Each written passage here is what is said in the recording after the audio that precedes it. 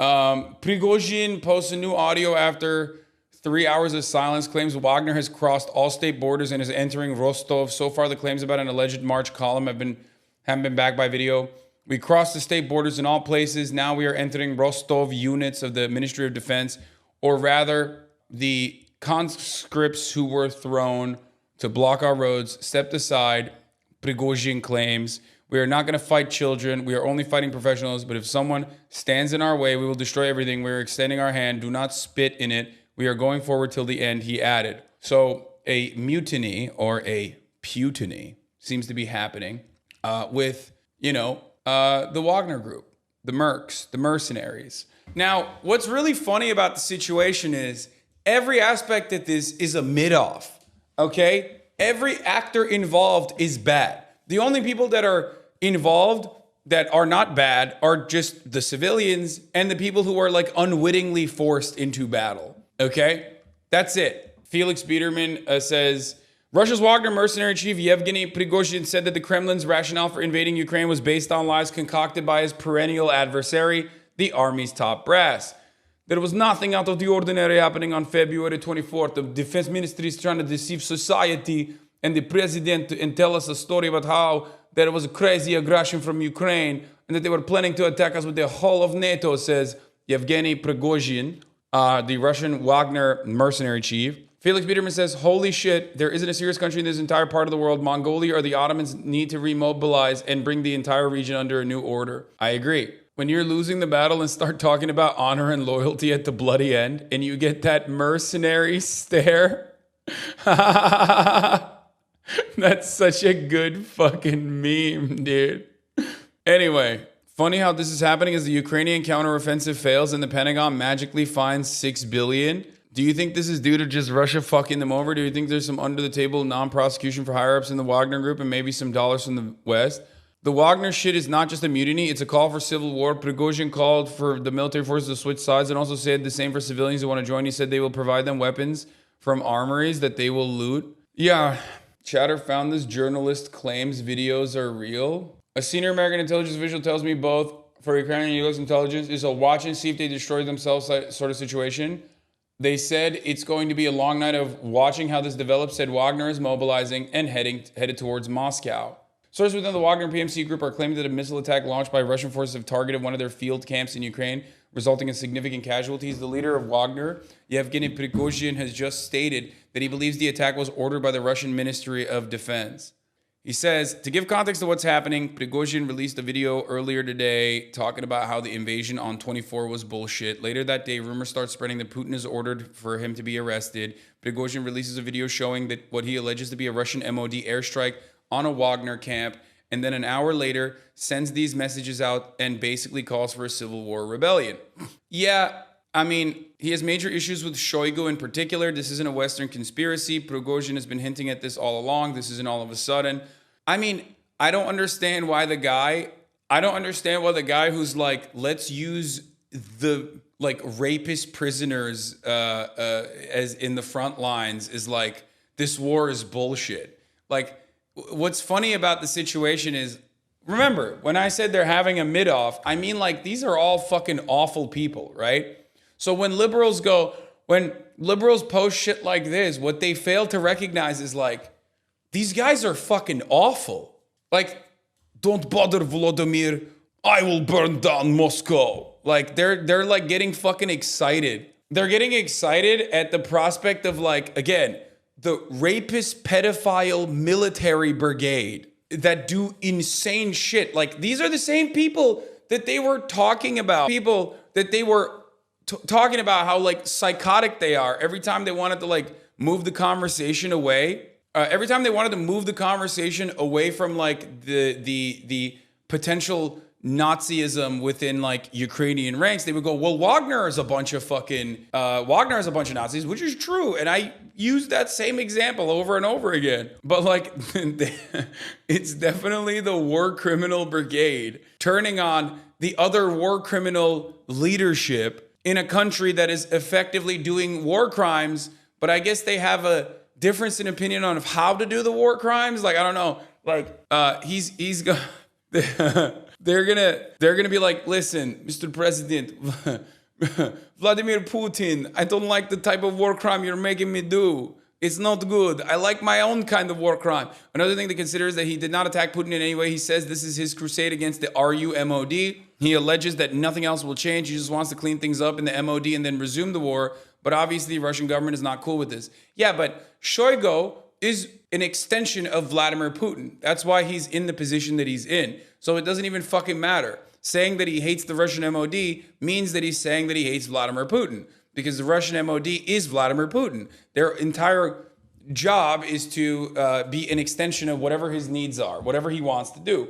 So that's what's going on. He is, you know, he's just, I don't know, he's just doing, they're just doing the thing.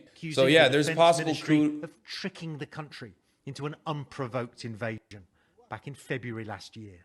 On February 24th, nothing extraordinary happened.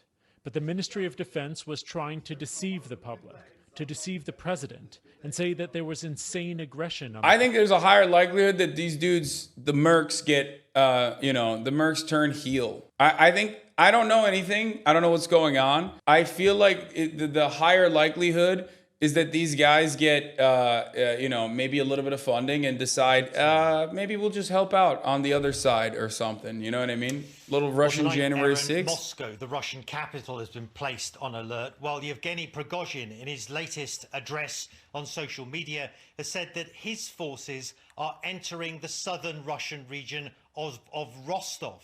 His take is basically that MOD have been lying and deceiving Putin this whole time. And he says it is his intention to go on, in his words, until the end. Erin. All right. Thank you very much, Matthew. Let's go straight to the White House now, because these developments are now front and center there as well. Jeremy Diamond is out front there. And Jeremy, how concerned is the White House about what is literally unfolding as we speak in Russia? I mean, Matthew talking about Prigozhin saying that he's going into Rostov-on-Don, a Russian city. We don't know in what capacity, what's happening, but this is changing minute by minute. Yeah, there's no question about it. This is a fast-moving situation with massive geopolitical implications. And so obviously the White House very, very closely monitoring this situation. I'm also told that officials are being very cautious about any kind of statements that they put out because of the fast-moving nature of what is happening. But I can tell you, Aaron, that President Biden has indeed been briefed on this unfolding situation in Russia. And I have a statement from the National Security Council spokesman Adam Hodge, who says, quote, "We are monitoring the situation and will be consulting with allies and partners on these developments." Now, as I mentioned, this is a situation with so many implications here. Obviously, in the war in Ukraine, we know the key role that the Wagner Group has played in helping Russia with its military invasion of that country. But beyond even the war in Ukraine, Russia is a nuclear power. And so whatever happens, any kind of power struggle is obviously going to have massive geopolitical implications. Now, the U.S. has long monitored tensions between the Wagner Group and the Russian Ministry of Defense. We have heard that directly from the podium here at the White House. But wait, hold on. My sources on the ground are saying Putin has responded by sending this to Rostov. Wagner has no chance. Wait, hold on. Oh, it's over. It's over. No, it's over. It's done. He's been dealing with coups for 25 years. He's going to go in there and say, "Where is the punani? Me want the punani. Me want the punani. I've been a Russian man for 25 years. Where mama at? Where mama at? Where the Wagner mama at?" Steps are ours. It's Jover. It's Jover. Okay, this will be done. This will be done by next morning. Clear. What do you even make of all this? Well, what that really describes, Aaron, is just this element of extreme chaos. Where Babushka at? I mean, it's been described that these events are rolling very, very quickly. But what it tells you, Major General James Spatter, is that Marks. you end up with circumstances like this when you have strong men, when you have these autocrats, and everybody pledges their loyalty to the individual. This is not a constitutional crisis. What this is a two strong men, Putin and Prigozhin, that have allowed this strategic lunacy to take place. So looking at this from the outside in, what are all the other global powers thinking, as just been discussed, in terms of how they think this is going to play out and what the longer term implications are? Look, if Prigozhin gets apprehended and somebody pops him in the head, What does that mean in terms of Putin's longevity? Right. Nobody What does knows. that mean? I mean, they're now saying that at least the security services in Russia, as you talk about these disparate groups, are imploring Wagner fighters to detain and turn Prigozhin in. Now, who knows what happens? If something like that happens, does that then become something much bigger? It's impossible to know. Oh, this is internal fighting. And I mean, I don't know that we can predict this with any level of certainty. I hate to sound too cynical, but why not?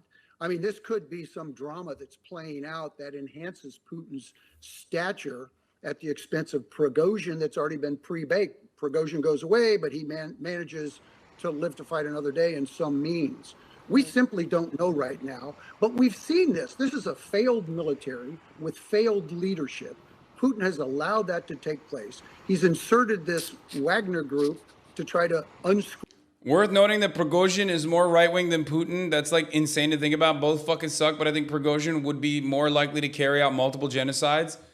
Yeah, they're like, again, it's a race to the bottom, boys. It's a race to the bottom. Very much. And we are going to stay with this breaking news that is developing by the minute. Russia saying that it has upped its security posture in Moscow. Prigozhin claiming his men have now entered a city in Why don't we just crowdfund to pay Wagner to fight against Putin? Now watching, I love liberals because they just they do unironically say stuff like this, not realizing what the implications of such a situation would be. Like we just said it. We just told you, dude, you guys last week were openly liberals last week were talking about how much of a fucking rapist, genocidal freak the Wagner guys were and how Nazi they were. And now this week they're like, but he hates Putin, so it's good now. It's like, no, they're bad. They're both bad. I don't know what is going to happen. It's again, they're having a mid-off. The best possible outcome of this mid-off would be that they just fucking fight each other so much that they, I don't know, can't. They're fighting each other so much that they can't fight in Ukraine, maybe. That would be good. And then Vladimir Putin magically decides, okay, I don't have enough resources to handle the Ukrainian conflict at the moment. We're just going to have to deal with this internally. Let them fight type situation. But usually that kind of stuff doesn't fucking matter because I don't know. He's not even against Putin. All his messages are about Shoigu and Gerasimov. He does not even talk about Putin. I mean, it also doesn't even fucking matter because the Russian MOD is Putin's extension. He can say that he hates how they've been lying to Putin and Putin is actually good, but that still doesn't change the reality that for example, Shoigu is in the position that he's in, not because of his excellence or military prowess or his unique interest in woodworking. He's in the position that he's in because he's friends and homies with Vladimir Putin. You know what I mean? Yeah, but so is Prigozhin, they're homies, lol. Yeah, I just don't know. I don't know what that... I mean, everyone is an extension of Vladimir Putin. Dude, even the fucking other hyper-nationalist CIA guy who got poisoned a million times, even he is allowed to exist because of Putin. All opposition is controlled opposition, even including ones that are CIA assets in Russia. Yeah, Navalny, yeah, that guy, the most poisoned man on the planet. Putin runs the fucking show. Yeah, I think he's pretending to fight only the MOD and not Putin for propaganda purposes. Yeah, the Communist Party of Russia isn't a real proletarian movement. Nope. Exactly. That's a great example of Vladimir Putin's the extension of power and what it represents. I don't know if I can watch any fucking Ukrainian videos because oftentimes Ukrainian videos spell trouble for me for many different reasons. Usually they just straight up show either the fucking Wagner dudes literally cutting heads or whatever. It's live leak. Ukrainian videos are all live leak. Russia on a heightened sense of alert after the FSB security service in Russia. Russian videos are all live leak too. Yevgeny Prigozhin of calling for an armed coup. Prigozhin tonight vowing retaliation after claiming that the Russian military killed a lot of his fighters in a strike. And he has also just announced that his fighters are entering the Russian region of Rostov, saying, quote, We will destroy everything that gets in our way. That's the very latest that we have. We will destroy everything that gets in our way as he is entering the Russian region of Rostov. Our national security reporter, Natasha Bertrand, has been covering this story closely and following the American response as it develops. And Natasha, what more do you know? Yeah, Aaron, so U.S. officials are telling us that this kind of inflamed rhetoric from Prigozhin is actually much more serious than they've seen from him in the past. And importantly, it does not come after some kind of Russian military failure in Ukraine that he has been so critical of, but it comes after he has accused the Russian Ministry of Defense of actually ordering an airstrike on his troops inside Ukraine. So they are very concerned that he is really out for revenge at this moment. And U.S. official did tell us that he believes that it is, quote, real, and that U.S. officials are monitoring this very closely. Previously, they have, of course, looked at this relationship between Russia's Ministry of Defense and Wagner with a lot of fascination, because obviously there is a very intense power struggle that has been underway between those two entities for quite some time now. Yeah. There was always a question of whether that would result in perhaps Vladimir Putin, the president of Russia, giving Wagner Group and Prigozhin more power inside Ukraine. But U.S. officials now, they are taking what Prigozhin is saying and doing very seriously, and they're consulting with allies and with partners on what this could actually mean. Is it a real coup attempt? Is it something more deceptive than that? Right now, it is still really unclear, Aaron. All right. Well, Natasha, thank you very much. And of course, as she gets more, she'll bring it to us. Steve Hall's with me now, the former CIA chief of Russia operations. And Steve, from these various details that are coming in, what do you read between the lines? What do you hear? I think Natasha's reporting, Aaron, was really dead on. This is something different. This is in a different league. These three comments specifically that Prigozhin made, saying, okay, look, we need to get to Moscow. We need to march to Moscow and take care of the bandits who did these things to us, meaning his troops. He also said, this is getting a little bit less play. He also said, look, there was nothing going on in Ukraine when we attacked. That's directly against what Putin said is well, certainly at the beginning of the war, but as little as a week ago. Yeah. So all of this is really just in a completely different, it's in a different category. The FSB is now involved, the most robust of the organizations, the security organizations that Putin himself used to be in. So, now Putin's in this personally. It's going to be fascinating to see which way it goes. Yes. So when you talk about Prigozhin also just saying, moments ago when he said he's going to the region of Rostov, again, the Russian region, not Russian occupied. This is full blown Russian territory. We will destroy everything that gets in our way. As the FSB has called for, fighters around him to detain him. What do you think Putin will do here? I mean, this is, and I know, maybe he's not sure himself, but what is how significant is this moment for Putin and his retention of power? I think it's extremely important. It's an extremely important moment because certainly during Putin's regime over the past couple of decades, we have not seen anybody put this kind of pressure, say these kind of things, be allowed for a period of time to say the kind of things that Prigozhin has said. Most people get thrown into jail or exiled or worse. The problem that they've got with Prigozhin is, of course, he has an army. And so if the army follows him, now the FSB has an army too, but this could get very ugly and very unstable very quickly. And the Russians value stability above almost all else. Do you think, Steve, it's just the optics of it right now, armed vehicles on the streets of Moscow, they're talking about an up security pressure. They're breaking into television, right? Prigozhin says he's marching there. He's in Rostov. He says he's going to destroy anything that gets in his way. Do you think we're going to, even if it ends quickly and who knows what happens, but that you could truly see armed conflict, Russia on Russia, in Russia, a civil conflict? Well, the fact that we're seeing this reaction out of the Kremlin indicates that they at least believe that could happen. You've got, armored personnel carriers moving through Moscow, and you've got, the FSB saying, hey, your own guys should detain, the Wagner guys should try to detain or stop Prigozhin. All those show that there's great concern in Moscow that could precisely be what's going on. That said, Putin still has a lot of levers on his side that he can pull to stop Prigozhin, but I don't think we can any longer rule out the possibility that Putin is in serious trouble here. All right. Well, Steve, thank you very much. It just obviously so much uncertainty and chaos in this, and appreciate your perspective and expertise. Thanks. Lukashenko and his family have boarded a private jet with an unknown destination. Government officials were seen fleeing Moscow. A 50-kilometer Wagner convoy is heading towards Rostov, and the regular army makes no attempts to stop them. The Russian army is surrounding the Duma building. Here's the thing. Don't say who cares about what's going on. Obviously, this has important implications potentially in the war in Ukraine, right? Like, and that's important. It's going to, you know, a lot of lives will potentially be, a lot of lives could potentially be lost in the short term, and then some lives could be saved in the long term. It's just like entirely dependent on what ends up happening. But again, a lot of this stuff is OSINT shit, so I don't know how real it is. And even with, it's also 4 a.m. in Rostov right now, so most people are sleeping. Info is going to be much slower. No, Shoigu asked Wagner to sign a contract basically ending Wagner and integrating them into the army. Prigozhin refused. That's the TLDR. The big implication for us is the 6,000 warheads in RU. Like, this will have global implications for sure, depending on where it goes.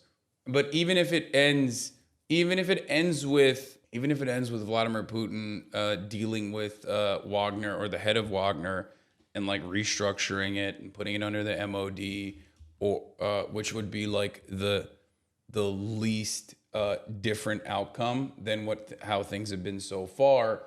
Even if that's the case, that, you know, that's still going to be consequential.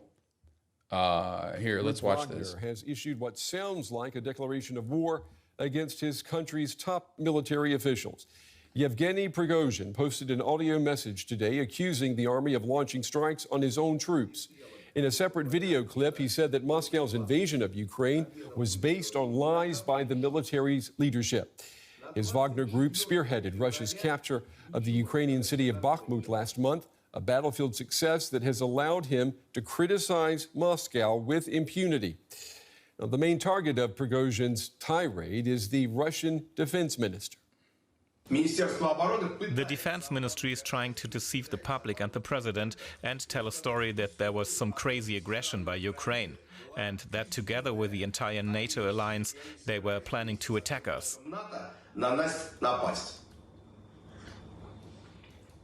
So the so-called special operation of February 24th was started for other reasons. Well, military analyst Marina Marone is with the War Studies Department at King's College London. I asked her what she thinks is behind Prigozhin's statements. Good evening. Well, it is interesting that Wagner has been silent for almost a month, and I mean Yevgeny Prigozhin, and now he's coming out again. In between, we have seen accusations that apparently the Russian armed forces had attacked Wagner troops, and one hostage has been taken, and now it seems this back and forth game. And I think to a certain degree, the Ministry of Defense is going to show Wagner that it's not going to tolerate such behavior, even if Prigozhin himself has direct links to Putin. So I think we're going to see this power game for a while, but I don't think there will be a major escalation, because the Ministry of Defense also understands that it's a tool of the Kremlin, and the tool of the Kremlin to keep the military in check, amongst other things. Therefore, Wagner or Prigozhin can allow himself to be as explicit as he is without any punishment. So if he's that important for Putin's war effort, what, if anything, can the Russian Defense Ministry do to check him out, to put him back? This is the equivalent of when U.S. generals would have quibbles about the TV, on the TV about the Iraq War. The mainstream media and NATO war hawkers are just painting it as a coup. No, it's not the equivalent of that. The American military, for all of its fucking faults and failures, is significantly better run than the Russian military. It's significantly better equipped. It's significantly better run. The internal conflicts are oftentimes dealt with behind closed doors. That's not even close. There are circumstances where things are very different in other parts of the world than the United States of America. There isn't like any example. There isn't any contemporary Western or contemporary American example of like a military, a branch of the military. Like, Blackwater guys are not, driving tanks to the fucking White House. Okay? It's not happening. Or, yeah, Blackwater. I said it right. It's Blackwater, right? back in line. Portugal, Well, Carnation internally, Revolution. perhaps there I'm will be, talking about moves America, by and the also Ministry like of Defense in to the convince last Putin 10 to to silence Wagner. the U.S. in a generals are way, much but more subservient to without, political branches. They did start to act any up under sort of Trump, physical though. violence. Yeah, they acted up under Trump because they wanted to do like a reading of gay books or whatever. Not because they were, if anything, they were like, oh, dude, what the fuck are you doing? Don't get us out of Afghanistan. We want to keep being in Afghanistan. Or there's a difference in opinion of like some people that want to get out of Afghanistan within the military and I guess like reevaluate how to best use their resources.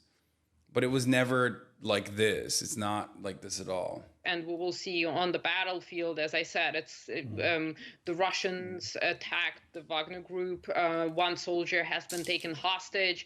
Now Wagner is claiming that the Russians have fired on their positions.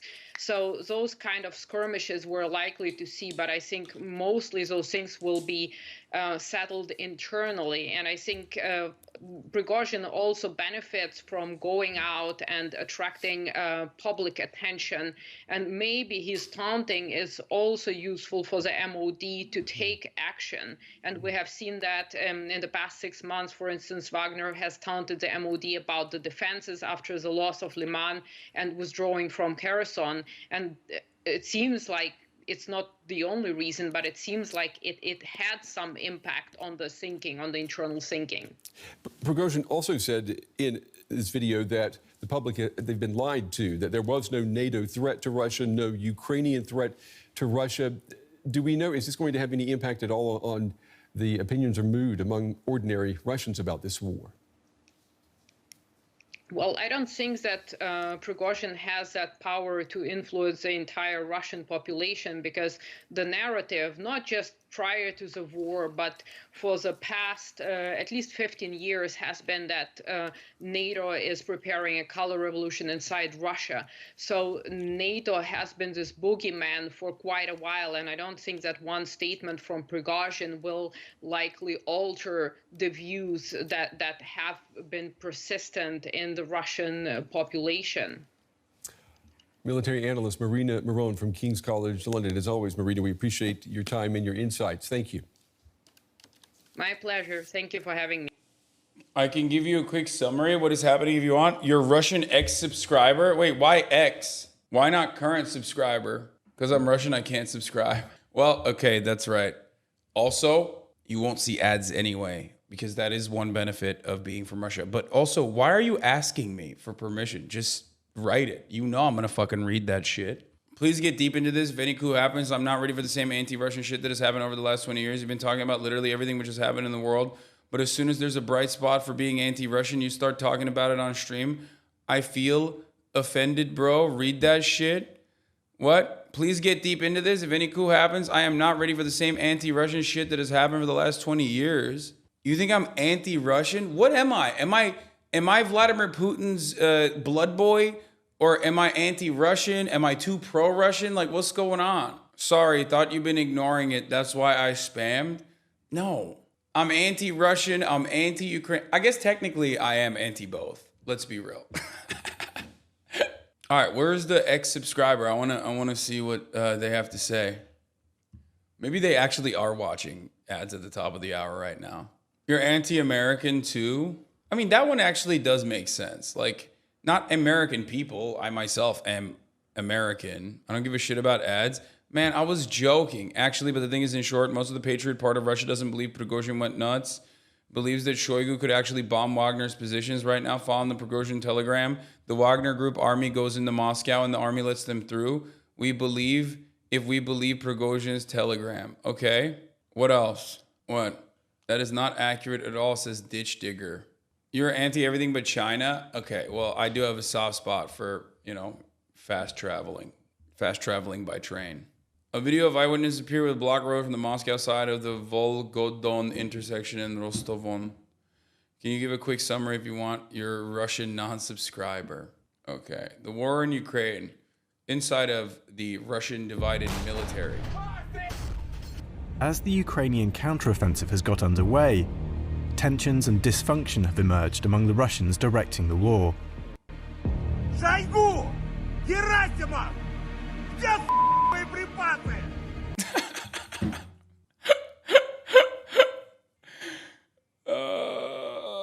That's awesome.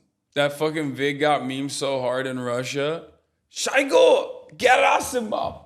Bro, he looks like the guy from Breaking Bad, dude. Wait, this might be... Now that Ukraine is bringing the fight to the Russians, what impact will it have on a leadership in Moscow that's already feeling the pressure? The infighting has actually started, and it's only going to intensify. Inside Russia, the government is keen to project a sense of business as usual, even as the war starts to hit home. Russian capital getting a first-hand sense of war after an alleged drone attack. Here, they're trying to ignore the Ukrainian counteroffensive unfolding hundreds of miles away. But within Russia's elites, cracks are starting to appear. Increasingly, I think the talk, and this is what I'm getting from whatever sources I still in communication with on the ground in the Russian elite, that they are definitely haven't already lost confidence that this war is winnable, or that any of the aims, even though Putin has actually never properly explained to the country what is it that he's trying to achieve, that this was a good idea and those aims, however vague they are, can be achieved, that Russia is on the march. I mean, the fact that it's Ukraine that's on the offensive is shaping the mood. And I think that realization is sinking in amongst the elite, both the technocratic elite, but also of the more militant part, the Prigozhin, the Wagner groups, the radicals. Yevgeny Prigozhin is the leader of the Wagner Group, a private military organization whose brutal mercenaries have been called on. From the New York Times, Prigozhin has issued a new voice recording on the Telegram messaging platform. He says his fighters are approaching the city of Rostov-on-Don, which is in southern Russia near Ukraine, and adds, "We are going farther. We will go to the end." There is no confirmation that Prigozhin's forces are actually approaching Rostov. So there's a lot of footage on Telegram, but man, sure would have been fucking nice if there was still, I don't know, some outlets in Russia that were covering the news. But I guess Wagner has posted a video of Russian trucks on by Putin to bolster Russia's severely depleted forces. But the collaboration between Prigozhin's militia and the Russian military establishment appears to be unraveling. The infighting has actually started, and it's only going to intensify. And he is turning on the army. Вы сидите в дорогих клубах. Ваши дети прутся от жизни и снимают на YouTube ролики.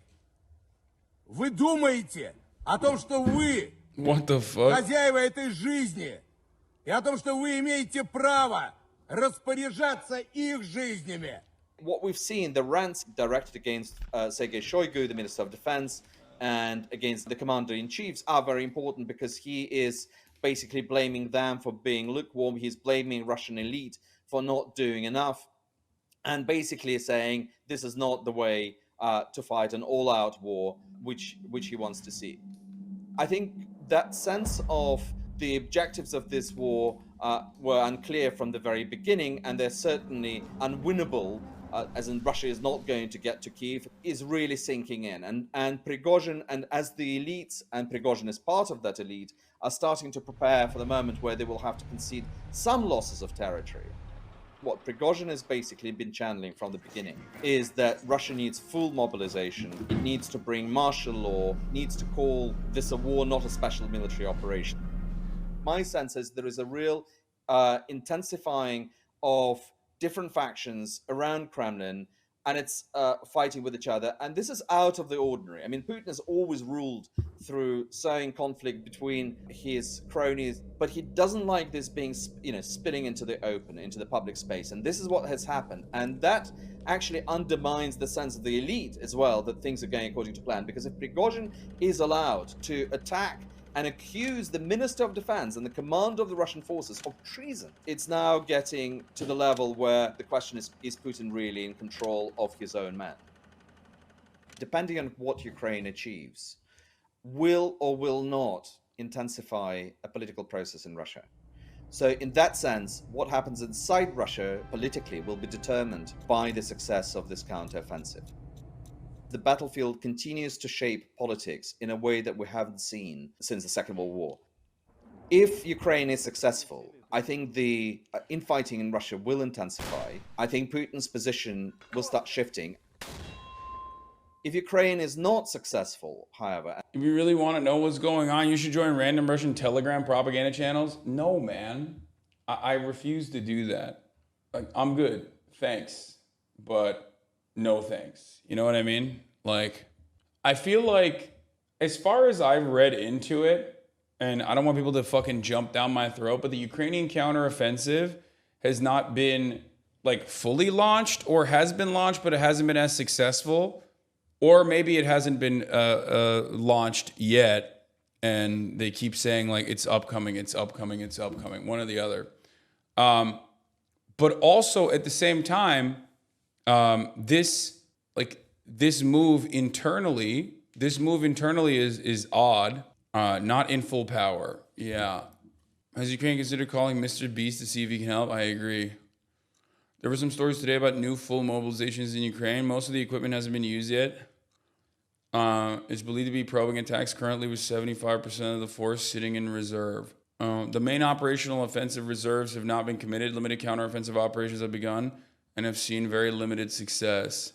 It has been launched fully, just not going as well as hoped. Been autistically following this shit since day one. All right, let's just keep going. And it does get stuck, trading a bit of territory. I think Putin will come out stronger politically, and that will allow him possibly to conduct another wave of mobilization. I think he can only do mobilization successfully at this stage if he can show some success on the battlefield. In the face of losing territory and suffering defeats, I think that mobilizing people and the elites will actually get a lot harder, and we could see more unraveling and more infighting in Russia, which is exactly, in a way, what Ukraine and the West want to achieve. Thank you for watching. Мы били по ним, они били по нам, и это происходило все эти долгие 8 лет, с 14 по 22. Иногда нарастало количество различных перестрелок, грубо говоря, обмена боеприпасами, обменом выстрелами, иногда уменьшалось. На 24 февраля ничего сверхординарного не было.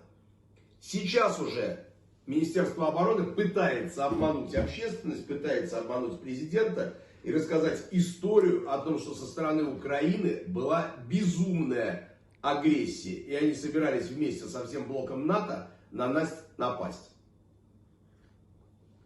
Поэтому спецоперация, так называемая 24 февраля, она была начата совершенно по другим причинам. Для чего была нужна война? Война нужна была для того, чтобы кучка тварей просто поторжествовала и попиарилась, показав, какая она сильная армия. Чтобы Шойгу получил маршала, и этот указ уже был готов, и получил вторую звезду героя, потому что ему очень хотелось войти в историю как великий тувинский военачальник, который стал дважды героем и маршалом в фактическое мирное время. Война была нужна не для того, чтобы вернуть в наше лоно российских граждан, и не для того, чтобы демилитаризировать и денацифицировать Украину. Она была нужна ради одной звезды с дополнительной вышивкой по периметру, чтобы один человек, психически больной, когда ляжет в гроб, чтобы на подушке принесли эту звезду. Шойгу живет по принципу, чтобы в ложь поверили, она должна быть чудовищная. И поэтому идут обманы. Две реальности. На земле сейчас, на сегодняшний день, российская армия отступает на Запорожском, Херсонском направлениях. ВСУ продавливают российскую армию. Мы умываемся кровью. Резервы никто не дает. Управления никакого нет. По-прежнему истерики, в которых начальник генштаба после стакана водки визжит, как баба базарная, как свинья, в телефон, требуя вернуть позиции. И все, что может сделать командующий, он может сказать, все возвращено, и нарисовать на карте красную полосочку на несколько километров севернее, чем она сегодня реально есть. Поэтому то, что нам рассказывают, это глубочайший обман. I mean, he basically said that the Russian MOD is bullshit and they're not giving them any resources. They're not giving them resources that they need, and that all they can do is keep telling them to like take positions when the Ukrainians keep pushing them from certain positions, and that he's just lying. He ends up lying to them and saying that we took it when they didn't actually take it because there's nothing that they can do about it. He also said the entire war was to glorify the leaders. I don't really understand this. Ukrainian subscriber here, Prigozhin has always served the same role as one of the radicals. The role is to attract the radical far-right population and keep them under control. Those talking heads are allowed to criticize Putin as they are directly controlled by the FSB. Those people also serve to create a false narrative that Putin is not so bad and should stay in power because more evil people may replace him. So what's happening now? Like, I don't know. I don't know. I'll keep it a $150. There's like people saying military vehicles are seen as like in Moscow, like beefing up protection in Moscow. It would take a long ass time, I feel like, for a military convoy to reach Moscow if they're coming all the way from Ukraine. News, Russian authorities are telling Wagner fighters not to follow their leader, Evgeny Prigozhin, and also to take measures to detain him. That coming as the infamous head of the private Wagner Russian mercenary army is making a stunning claim tonight, accusing Russia's military... It's the army of Moscow, not Wagner? No, I know. I'm saying the army is beefing up support in Moscow out of, I guess, fears of a Wagner retaliation. For Wagner to reach Moscow, if they do have like a 50-kilometer convoy is the way that people are claiming that they do, that's going to like drive all the way, according to Prigozhin, they'll drive all the way and they won't stop until they fucking reach Moscow. You know, it would take a long ass time. It would take hours. Here's the alleged video of the Wagner convoy in Rostov.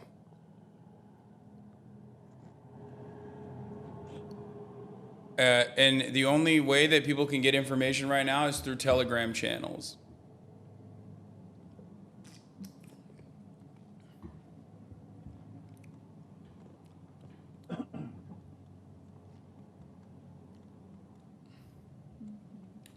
In the last audio of Prigozhin tells that Gerasimov told airplanes 523 and 546 to bomb the civilian areas, and he said that people of the country will never let this through.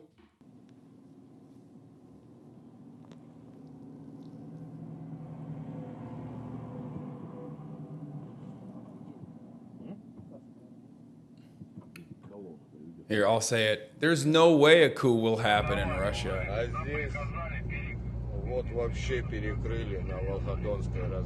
I said it. All right, now let's sit back and wait. Tune in. The This Wagner is private it. military company for months has been openly accusing Defense Minister Sergei Shoigu and Russia's top general of rank incompetence. Earlier on Friday, the head of Wagner Group said that Moscow's forces were retreating in Ukraine's east and south following Kiev's counteroffensive. That directly contradicts Putin's account that Ukraine was suffering catastrophic losses and that there was a lull in fighting. The 62-year-old Western-sanctioned businessman is believed to be a close ally of the Russian president. Prigozhin is increasingly seen as keen on a political role as he engages in an all-out war of words with Moscow that appears to have spilled onto the battlefield as well. Shifting our focus for now, Ukrainian President Volodymyr Zelensky has claimed that Ukrainian spies have received information on how Russia is considering to carry out a terrorist attack at the Zaporizhzhia nuclear power plant. Zelensky issued a fresh call to put pressure on Russia to end its occupation of the plant. The plant was seized by Russian troops days after the February 2022 invasion of Ukraine. Moscow dismissed Zelensky's allegations of an attack on the plant as another lie. On a Telegram video address, Zelensky also pointed out on the fact that how Russia has formed special groups to collect and hide bodies of people killed in the aftermath of the Kakhovka Dam breach this month in southern Ukraine. Ukraine and Russia have accused each other of destroying the dam. What I was going to say is, like, every aspect of this invasion, defense, counteroffensive, maneuvers from Ukraine, maneuvers from Russia, have always had like a degree of confusion, partially pushed by mainstream media and Russian state media that have their own unique interest in creating informational chaos, information war, ladies and gentlemen. But there's also a lot of elements that keep refusing to do what like either side's commanders tell them to do. What do I mean by this? Like the Nord Stream pipeline explosion. It feels like even on the Ukrainian side, they're sometimes just going, nah, we're just gonna do whatever the fuck we want to do. Like, fuck you guys. Or even the Crimean Bridge suicide bomb attack. Like, America will every now and then just like release statements from the State Department saying, yeah, we didn't really want Ukraine to do this, by the way, but it seems like they're just operating on their own volition. Now, obviously, America still has a tremendous amount of control over Ukraine, but it is very interesting seeing this. It is very interesting seeing like Ukrainian operatives do whatever the fuck they want to in many instances, even against the better judgment of the American military. And it seems like a similar thing is happening on the Russian side as well. I feel like the Russian level of control, like Putin's level of control over Wagner and everything else happening in Russia, is significantly higher than obviously America's control over Ukrainian actions. But I don't know. I just don't know what the outcome of this will be. How large is the Wagner group? I don't know. I thought it was like 20,000. I mean, it's larger than, the Wagner group is larger than other private military groups for sure. Some are saying 50,000. Some are saying 25,000. The other important question is how many in the Russian MOD are sympathetic to Wagner? This seems like a nothing story. Yeah, here's the thing. We don't know what the fuck's going on. It seems like the Ukrainian Ukrainian side of the battle on the Russian front, at least, is happening. It's still ongoing. It's not like Russia's offensive posturing has like been turned down, because that would at least indicate some level of retreating and you know, possible like real internal struggle. But that hasn't happened as far as I understand it. So it's a nothing burger now until it becomes a something burger, if that makes sense. It's a weird thing to explain. As it stands, we don't know. There isn't enough evidence. We just don't fucking know what's going on. Prigozhin has always been in conflict with the Russian army. He is not in the system per se. He was mainly working abroad, making money for Putin by racketeering oil and gas, diamond, gold mines. Putin was most likely using those tensions to his own benefit, as he always does, to serve a role between a referee and the elite's interests. 25K people is not enough to take multiple cities. No, I know. I don't think that anybody thinks that like they have a shot. I think it's more so about letting the army stand down. You know what I mean?